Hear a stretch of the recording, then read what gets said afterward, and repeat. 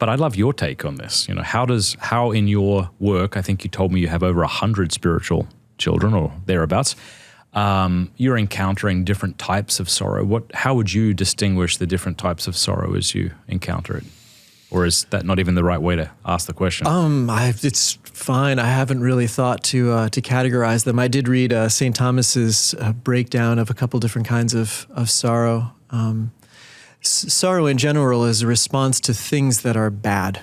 So things that are not as they should be, a deprivation of the good. And that sorrow, that pain of heart that we experience when we've been hurt by somebody, when we're struggling and failing, when our health is affected, when there's some significant loss, when we feel overwhelmed by the threats in the world, when there is an evil present that we can't overcome, then we experience sorrow. And that's the appropriate human emotional response. And that's been one of the things that has been most important for me to be able to speak clearly about and to have a lot of compassion for, and the people that I work with, is sometimes we can be shamed about sorrow.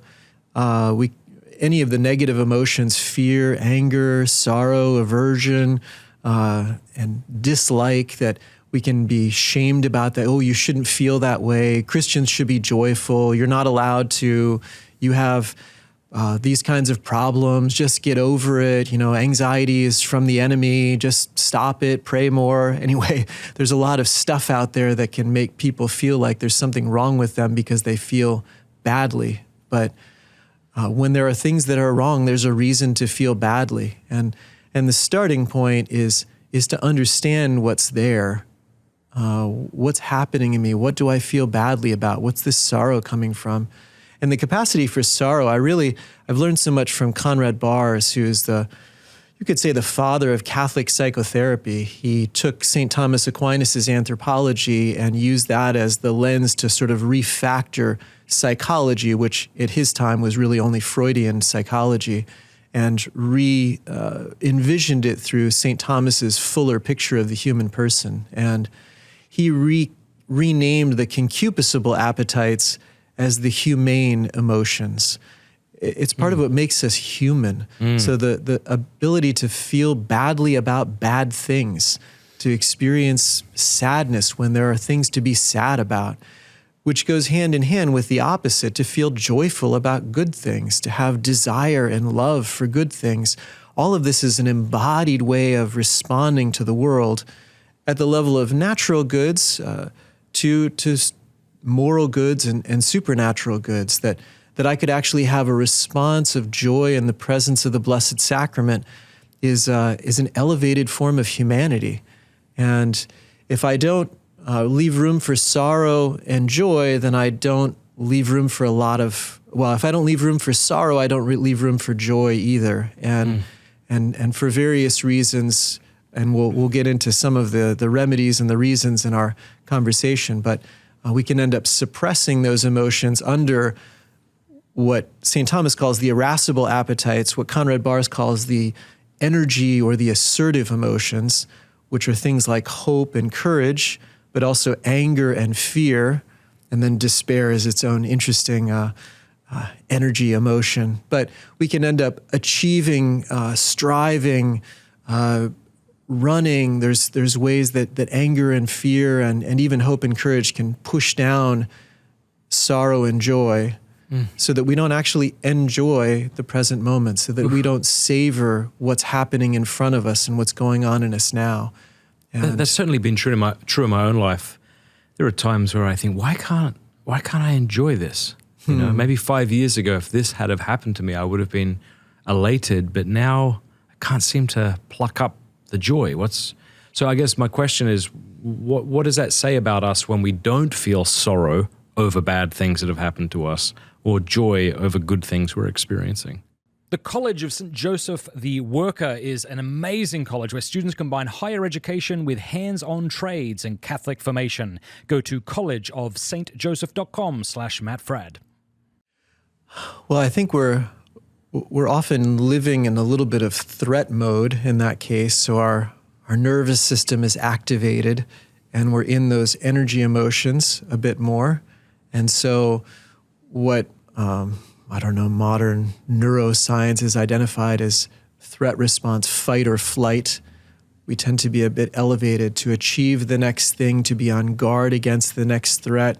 And all of that elevation then keeps us out of just resting in the good, or even resting in the bad, in the sense of being able to be present and sorrowful over things that are not good. A lot of times what we need to help us, and this was another insight of Conrad Bahr's, was we need the emotional affirmation of the gift of those emotions and our own heart's responses. We need someone to be in relationship with who experiences us as a gift and helps us to feel that through their response to us. It's related to one of St. Thomas's remedies for sorrow, and the sympathy of a person who loves us. And so that gives me permission when, and I just had the blessing of experiencing you with your family, your children, and you can rejoice when your son discovers something, or does a magic trick, or finds a lizard. We were doing a little tour of the shrine of Our Lady of La Leche, and he had a lizard hanging from his ear, and he could enjoy this, and we enjoyed it with him, and it reinforced this is a joyful thing. But we often require that reinforcement relationally. That's part of what forms neuro pathways from the scientific perspective. That's the thing that develops our appetites from the philosophical perspective. What you said earlier was interesting, that we often get shamed for feeling negative emotions. And I would imagine that part of the reason for that is if you're feeling sad, you're less of a joy to me. So come on, suck it up. Just get over it. Like be joyful again so that I can have more pleasure. I don't think we often think it through like that, but wouldn't you say? Yeah, our unwillingness to enter into someone else's suffering is understandable from a couple of perspectives. Not, you just casted it a little bit in a selfish perspective. I don't want. Sometimes I can't, or that's its own kind of threat for me. There's so much sensitivity around the loss of a loved one in me, for example, that when you're missing someone, you've lost a loved one, I'm resistant to going there without even thinking about it. It's a visceral reaction to what you're going through. I distance myself. Ooh. So that's why, we've got to do our own work to help other people do their work. The most limiting factor in psychology is the psychologist not being able to go to a place. And likewise in friendship, our capacity to help others is going to be limited by our own woundedness or our own lack of inner healing, freedom. People are talking a lot more about anxiety today. I don't know if they still are, but I kept hearing that. Where is that coming from, and what is it? We use that word in such a variety of ways. That has a clinical psychological meaning. I'm not sure it's exactly the same as St. Thomas's meaning. Yeah, sure. And not to cut you off, but maybe 100 years ago, people were using the word nerves, like her nerves are shot. So perhaps we're referring to the same phenomena over time. It's just that when a new word occurs to sort of identify the thing, perhaps we think it's a new phenomena. I don't know if it is or it isn't.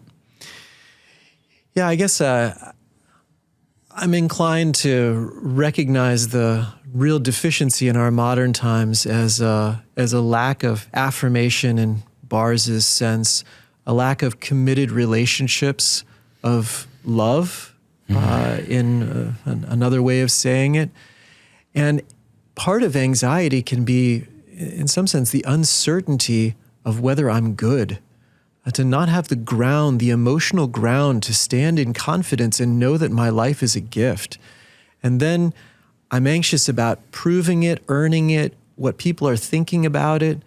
And those things go, again, sort of into our nervous system. They would be in the level of the cognitive function in St. Thomas's terms. It's not a rational idea that I've come up with and I can therefore correct by getting my ideas straight.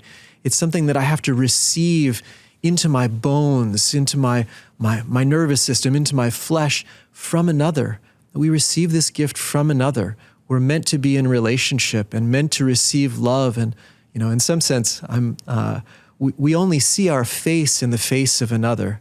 You know, I'm receiving myself from you right now. Your nods and your eye contact, your attention is telling me that I'm worth listening to and that I have something meaningful to say and that you're taking it in. And all of that is reinforcing what's happening in me.